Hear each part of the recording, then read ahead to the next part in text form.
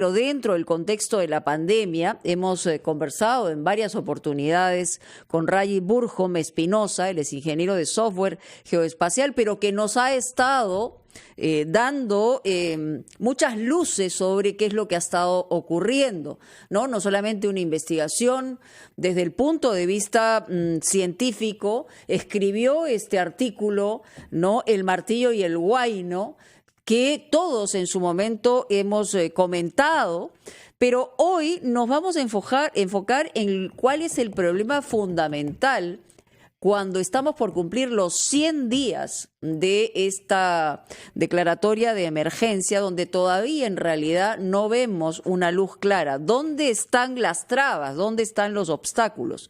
Rayi, bienvenido a La Rotativa. ¿Lo tenemos? Rayi Burhom, estamos en contacto contigo.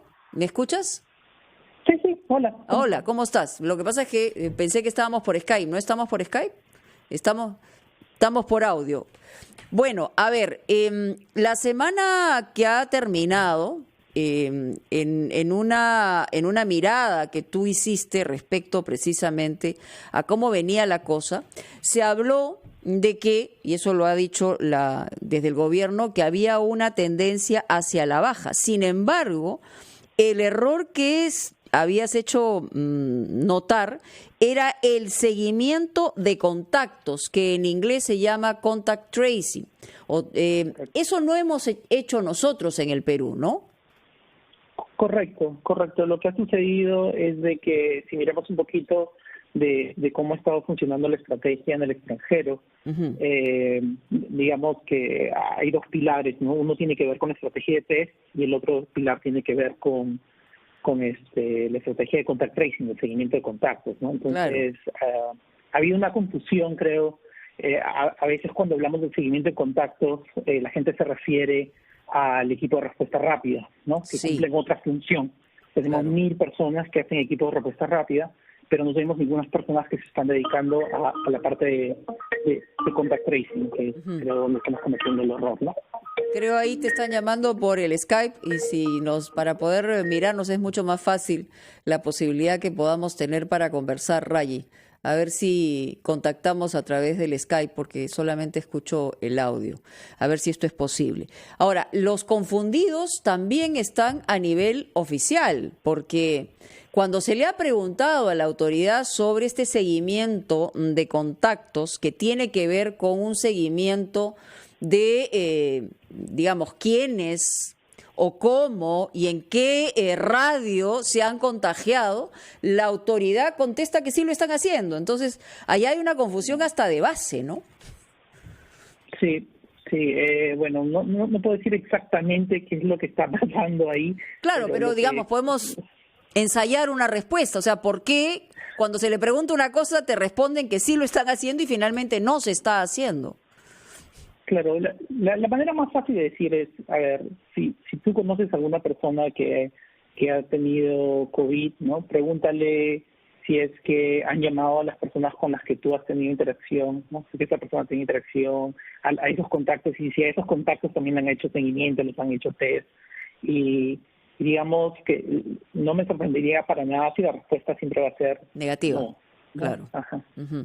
Bueno, ¿y por qué radica ahí la importancia? O sea, ¿por qué en un momento donde estamos ya empezando la semana 14, donde además desde el punto de vista estadístico, matemático, se hablaba de el inicio de una declinación de niveles de contagios, cuando vemos que todavía la curva es hacia arriba en términos de muertes? O sea, tenemos información contradictoria que viene de todos lados. Entonces, digamos, ¿por qué esto sería importante? No es tarde, o sea, podríamos hacerlo.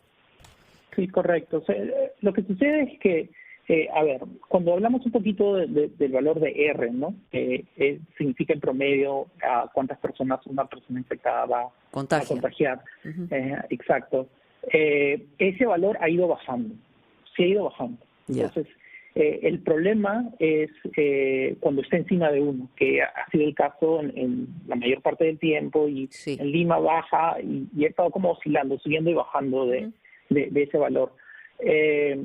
en esas situaciones, la gente confunde a veces el hecho de que ha ido bajando con el hecho de que hay más casos. Mientras ese valor de R esté encima de 1, siempre van a haber más casos, siempre va a haber un crecimiento. Okay.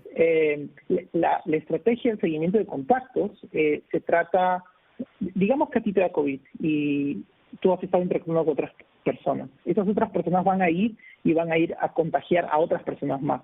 Si el valor de R es 2, esas personas van a contagiar en promedio a 2 personas, claro, y así 2 personas a 2 y va a ir creciendo. Se amplía geométricamente el asunto, claro.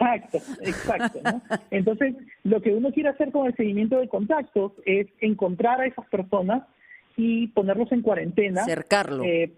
Exacto, ¿no? Entonces la gente dice, bueno, se nos escapó uno. No se te escapó uno. Se te escapó uno más todas las otras todo el personas, árbol, claro. Exacto. Rayi, porque esto es importante que lo entendamos todos. Y yo te voy a pedir un poquito de paciencia porque tengo que ir a una pausa de todas maneras. En eso es casi matemático el asunto, aunque ya me he pasado un minuto. Pero regresamos contigo para seguir explicando, porque creo que es importante en esta etapa donde ya la gente está saliendo a la calle, porque tiene que pensar también en primera persona en los suyos y en los demás. Vamos a pausa, ya regresamos.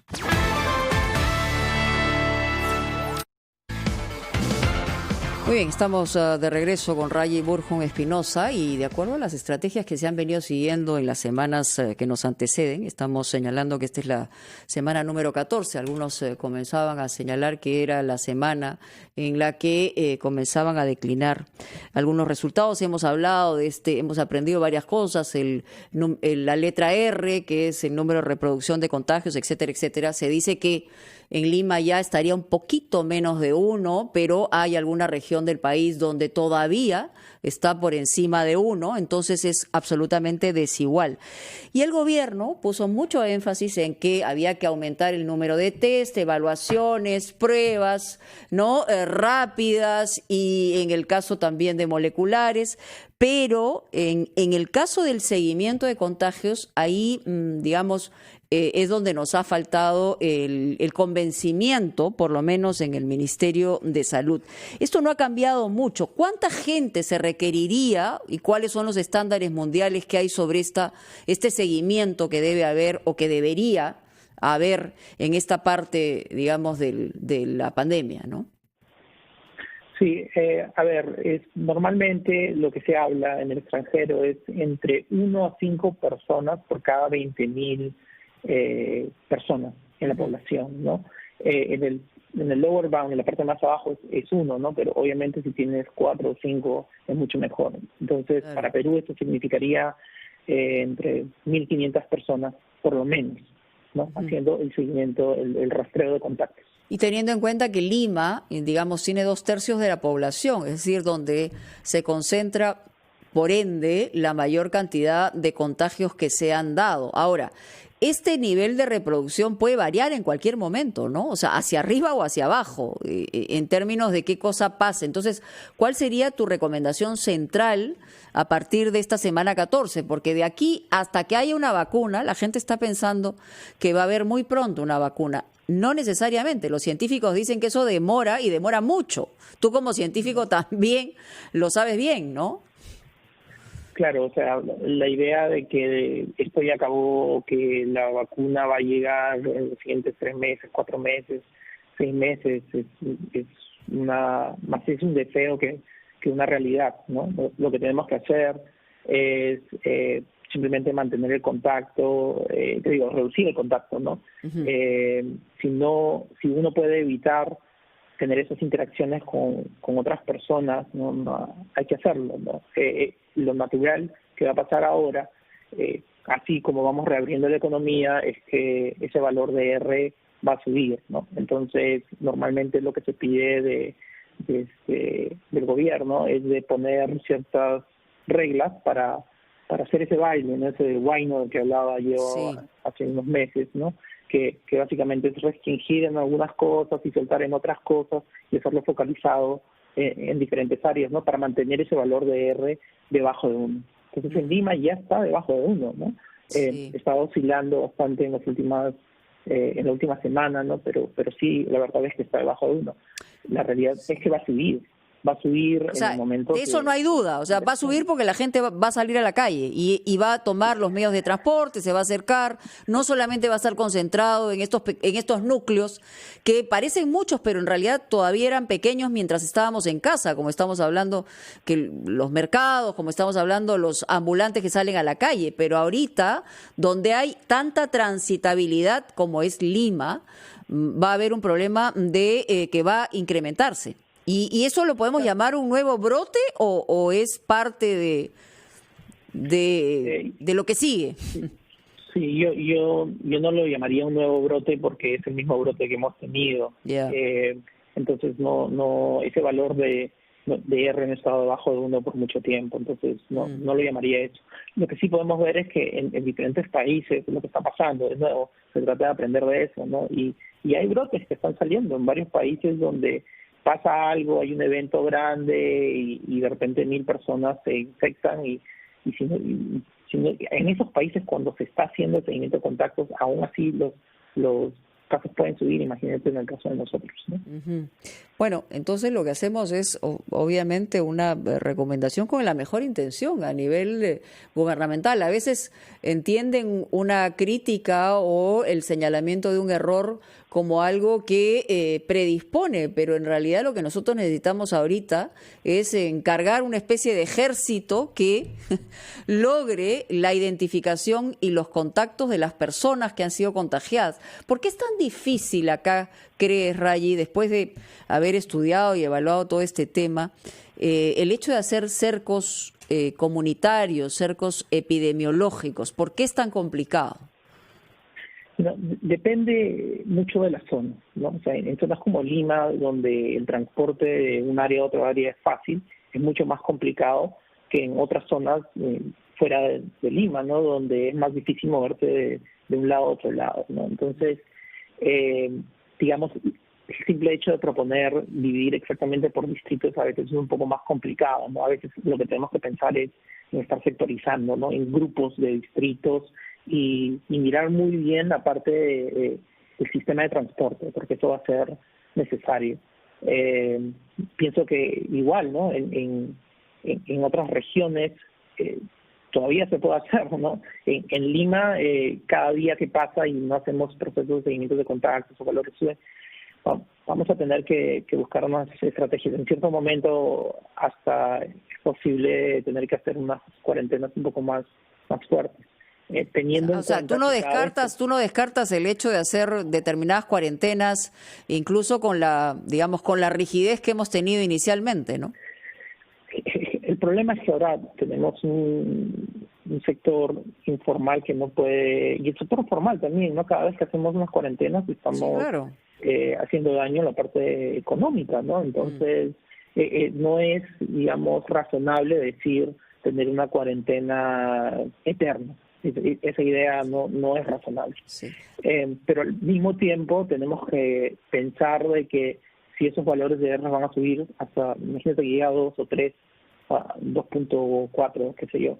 En esos casos tienes que pensar bien cómo vas a sectorizar esas zonas y decir, okay, acá este es el cerco de verdad y tenemos que hacer una mini cuarentena por lo menos unos 15 días, ¿no? Sí. Lo que no es razonable es decir hacer una cuarentena por todo el país constantemente. Claro. ¿Y te parece razonable que los domingos en todo el país siga la gente sin poder salir a ningún lado o no es, digamos, o sí ayudaría o ayuda? Por un lado, yo te digo, yo entiendo que el razonamiento es que reduce contactos, sí, ¿no? Pero no me parece personalmente, yo pienso que es innecesario. Porque en el momento que cierras esto, también tienes que pensar en cómo es que genera aglomeraciones al día siguiente, o el día anterior. Exacto, o el día anterior, exactamente, ¿no? Entonces, no me parece que sea la estrategia adecuada cerrar los domingos, no pienso así, para mí.